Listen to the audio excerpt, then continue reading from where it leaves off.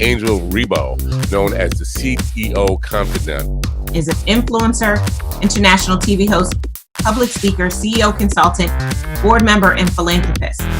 I was always doing the same thing. So I was always helping my employers to develop their businesses. I think that business leaders now need to be conscious like never before. They need to hear different messages. Angel has empowered more than 1,500 CEOs in 33 different countries and speaks 5 languages.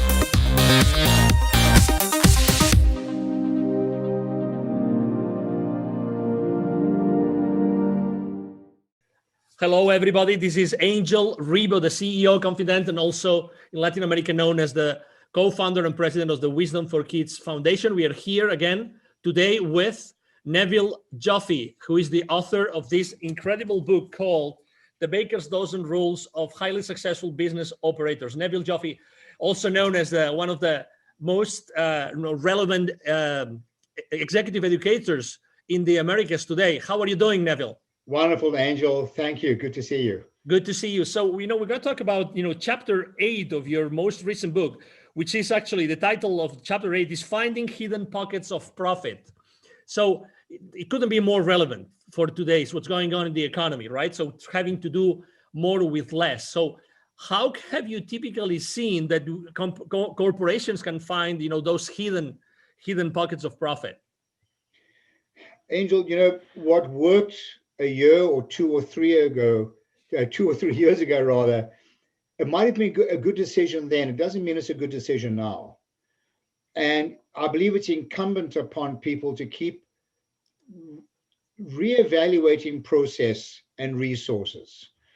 And there's so much waste. And I think that one of the good thing, if you will, for the want of a better word, given this COVID situation today, one of the good things that has come about is people, because resources are now becoming scarce, money in particular, and customers and so on, a lot of companies are now looking at redundancies. And there was never a better time to do this, to reassess process. And there are so many redundancies in the market today, in businesses today, that want us to reassess, do we really need X, Y, and Z? Do you think that, by the way, I forgot to say something before, which is, Neville has helped more than, 20,000, has trained more than 20,000 business operators and executives in large companies in the world, like Bombardier, like Campbell Soup, like Hallmark Cards. So, according to your experience, Neville, how easy it is to find those hidden pockets of profit in corporations today? Angel, it's very simple, but it's not easy.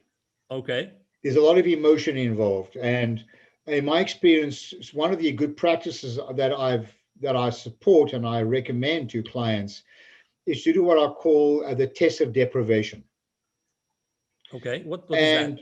People need to take a look at processes and ask themselves, what would happen if this process didn't happen? What would happen if we didn't have this meeting? What would happen if we didn't generate these reports? What would happen if I didn't need X, Y, and Z? And it's amazing how many processes that cost money are taken for granted. We just say we're doing it. One of the terms that I have so much difficulty accepting is when you ask somebody why they're doing something, and they tell you, because we've always done it like that. Wow, very common. And these are poisonous words in my mind, because it's demonstrating that people are just accepting status quo. So, for example, I'm going to talk about hidden pockets of profit. When you go to a meeting, I wonder how many of our listeners have said to themselves, and they go to a meeting, what am I doing at this meeting? Totally. Every time I've worked with people in workshops when we're delivering business acumen lessons, usually there's a roar of laughter. Well, this is actually not so funny, because you work out how much productivity is taken out of the workplace, because people are sitting in meetings where they have no business to be in. So I recommend that you work on that, and I've done this in my own companies, that they work on a hierarchy, if you will. Everybody who should be upside down. Everyone who should be at their meeting starts off, and as you move down the agenda, those people that have no right or no need to be present for that topic have the ability to leave. that you should have maybe 2 or 3 people left at the end. So just as an example, these are the hidden pockets of profit. How many times are people CC'd on emails? There's no way they should be involved in it. Or receiving photocopies of documents they have no right to be receiving. So these are some of the hidden pockets of profit. They may seem small, but they add up. Obviously, after training 20,000, business operators and C-level executives, I mean, you've learned a lot of lessons, right? So where do you think that it's easier to find those gems? Angel, on the top corner of my screen, you'll see the framework of what we do. We're in business to drive sustainable profits and cash flow. That's why investors invest in a business, whether you're a privately owned company, a venture capital owned company, publicly traded company, you're in business to drive sustainable profits and cash flow. But we also want to hold our people accountable for what they do. But it's not reasonable to hold them accountable if we don't engage them and educate them. It is therefore incumbent upon managers, leaders, etc. in organizations to engage the employees in the process and to have a completely open and transparent environment and talk about these redundancies. Find a way of incentivizing people to find these redundancies and get rid of them. Because we're carrying so much fat in organizations unnecessarily, regardless whether we're making a profit or not. These types of redundancies need to be examined all the time, but you can only do that through engagement. I would like to bring the people again, our audience, back to the book. And the reason is that this book is pretty unique in the sense that you can open it flat. Sorry, we have this, this background, electronic background. But you can open it flat. And actually this chapter, interestingly enough, the finding, hidden profits of profit is one of the chapters that has more questions. So that, there's, this book has a lot of pages for notes. And probably the reason is that there are so many sources of potential, redundancies and places in the organization right now to find these hidden pockets of profit. Does it make sense at all, Neville? Yeah, I designed this book, Angel. I try and keep things efficient. I don't waste words unnecessarily. People are busy. They haven't got time to read a lot of nonsense and repetitive stuff. I have a philosophy, just, say what you need to say and get on with it. So the book is made up of an introductory part, which just creates context to the topic, such as don't do the wrong thing more efficiently, don't evaluate numbers in isolation, the word so what, just do as you say you're going to do. There's context. Then there's a bunch of questions to really get the reader to do a deep dive into some of these questions they should be sharing or asking their colleagues, employees, whatever. And there's places for notes. And the whole idea here is not about the answers, it's about the questions people should be asking. Exactly.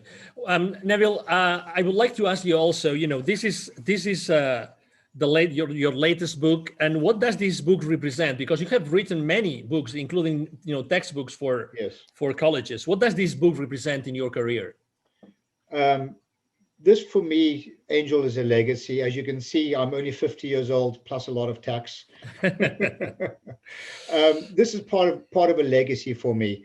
Over the years, people are like, I have an old-fashioned humor, and people often say to me, Neville, you really need to write down some of your Nevilisms, as they've called them, some of these expressions. So I decided, after being in business for more than 40 years, and 25 of which has been in education, I decided to write down these Nevilisms and in the form of a book to bring value to others. I wrote this book to be read, and I want people to read it because I have a strong belief, a passionate belief, that not all, but there's a lot of golden nuggets in here that will literally change the economic lives of the readers.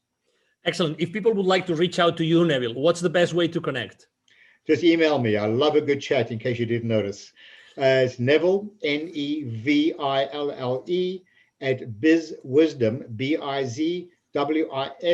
bizwisdom.com. Excellent. Well, thank you for being with us today, Neville. It's been a pleasure. You're very welcome, Angel. The pleasure was mine. Thank you again, and thank you everybody watching us today. Thank you for being here with us at the CEO Confident TV. It's been a pleasure to have you. I'm sure that you have enjoyed this conversation as much as we have. Hope to see you soon in our next show. Thank you very much. Bye-bye. Thanks. Bye now. Thank you so much for watching our show today. The entire team of the CEO Confident appreciate your time and attention. If you think that you are a good fit for the CEO Confident TV, please connect with us on LinkedIn. We hope that you enjoyed today's show as much as we did. See you soon. Angel Ribo, the CEO Confident. Email address angel@angelribo.com. Don't forget to follow me on LinkedIn. Thank you.